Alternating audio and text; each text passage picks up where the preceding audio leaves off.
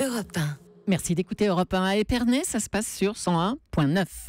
Il est 8h30, Patrick Cohen. Voici la revue de presse de Marion Lagardère. Bonjour Marion. Bonjour Patrick, bonjour à tous. Dans la presse ce matin, c'est déjà demain ? Oui, l'appel de la CGT contre la réforme du travail est bien pour le 12. Il n'empêche, vos journaux anticipent dès à présent la longueur des cortèges. Ce sera le premier test d'après Nice Matin. L'heure du rapport de force pour la montagne, le bras de fer pour Olivier Pirot dans la Nouvelle République. Bref, on rivalise de définition pour mettre en scène le premier défilé de l'ère Macron. Et évidemment, c'est la phrase du président sur les fainéants, les cyniques et les extrêmes auxquels il ne cédera rien qui a propulsé dans une nouvelle dimension ce que les éditorialistes décrivaient jusque-là comme le simple reflet de la division syndicale. Dommage, regrette Christine Claire dans le Télégramme. Ce n'est pas en manifestant sa nervosité que le chef de l'État remontera dans les sondages, ni surtout qu'il rassemblera les Français. Un édito illustré par ce dessin de Nono représentant une manifestation dont l'une des banderoles porte un nouvel acronyme, FCE, un nouveau syndicat, interroge Macron. Oui, les fainéants, les cyniques et les extrêmes. Dans Sud-Ouest, Bruno Dive va dans le même sens. Le président aurait voulu mettre du monde dans la rue, qu'il ne s'y serait pas pris autrement. La preuve, effectivement, à la lecture de l'opinion qui dresse la liste de ceux qui attendent Macron au tournant, pêle-mêle, les insoumis, les fonctionnaires, les élus locaux, les jeunes, les retraités, les épargnants, les associations ou encore les cheminots. Ça ferait presque un pays, dites donc. La palme de la surenchère, revenant sans conteste à l'humanité, dont l'édito fait dans l'Imager en affirmant que les fainéants adressent d'ores et déjà à ce président le bras d'honneur des salariés. Ça met quand même la barre très haut pour l'édito de demain.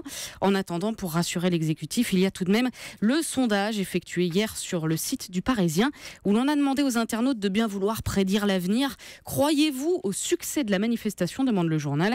Réponse non à 69%. Et il n'y a pas que la France qui manifeste. La Catalogne se mobilise aujourd'hui pour mieux peser demain. Aujourd'hui, parce que nous sommes le 11 septembre et que c'est le jour de la Diada, c'est la fête nationale de Catalogne. Et demain, parce que le 1er octobre devrait se tenir un référendum sur l'indépendance de la région.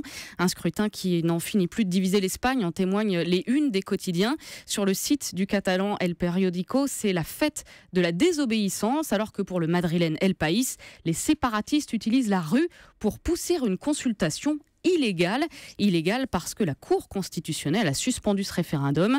Dans le Figaro, Mathieu de Taillac raconte que 2 courriers sont arrivés dans les mairies en même temps, l'un venant de Madrid et rappelant que l'organisation du scrutin contrevient à la Constitution, l'autre venant du gouvernement catalan et demandant aux communes de faire la liste des bureaux de vote disponibles. Et les urnes pourraient bien manquer dans 3 semaines, comme l'explique Sandrine Morel sur lemonde.fr. 2 des 4 capitales de province catalanes ont déjà refusé de céder des locaux municipaux pour le vote, et la maire de Barcelone dit craindre des poursuites pénales de Madrid. Alors qu'en disent les Catalans, d'après les chiffres du journal La Croix, à la question « Voulez-vous que demain la Catalogne devienne un État indépendant ?», 41% répondent oui, 49,9% répondent non. Retour en France, Marion, où le Parisien se projette lui aussi vers demain. Avec cette une catastrophiste sur le coût des embouteillages. D'ici à 2030, écrit le journal, la facture devrait passer de 17 à 22 milliards d'euros. En pages 2 et 3, tous les titres et intertitres sont visiblement faits pour vous faire enrager. On perd 1h30 par jour, les artisans boudent Paris.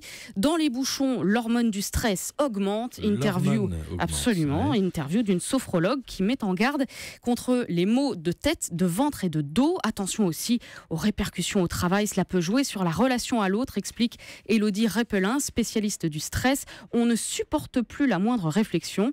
Mais alors, que faire ? Demande le journaliste. Du yoga, de l'acupuncture, voire de la boxe.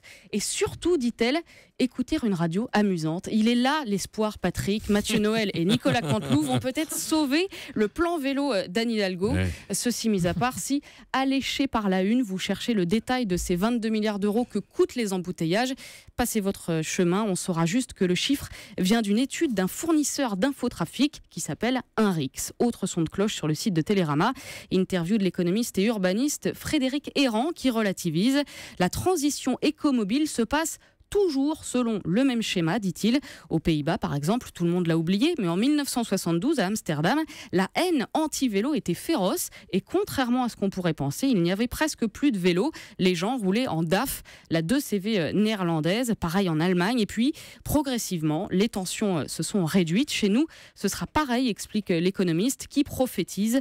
En 2030, il y aura plus de vélos que de voitures dans la capitale. Vous dites 2 CV, vous? Oui. 2 chevaux? Oui, 2 chevaux. Ah, moi, je dis 2 CV. Moi. Question de génération, Patrick. Ça doit être ça, Julie. Enfin, demain, selfie pourra peut-être vous sauver la vie. Explication dans le Figaro. Suffirait-il d'une photo pour détecter le cancer du pancréas? C'est en tout cas ce que promet une nouvelle application sur smartphone développée par des chercheurs américains. Ils sont partis du constat, raconte le journal, que l'un des premiers symptômes de ce cancer était la coloration en jaune de la peau et des yeux. L'application servirait donc à détecter, après avoir pris son œil en photo, les signes précoces de jaunisse sur le blanc des yeux. Antoine Brézin, chef de service au centre d'ophtalmologie de l'APHP, le confirme. Il n'y a pas que la cataracte ou la dégénérescence maculaire que l'on puisse détecter. L'œil est une fenêtre sur le corps, dit-il. Il permet donc de révéler des maladies plus générales. Exemple, la syphilis, la tuberculose ou encore certaines formes de rhumatisme chronique. Les chercheurs présenteront leur application pour mobile lors d'un congrès à Hawaï. Quand, on ne sait pas, mais en attendant, conclut le Figaro, vous pouvez toujours passer voir votre ophtalmo sans prendre votre voiture et en saluant la manif, bien entendu. Marion Lagardère, merci pour cette revue de presse. Au générique de la séquence suivante, dans 40 secondes, il y aura Flaubert, Le Pen, Mélenchon et le roi des fainéants. Europe 1.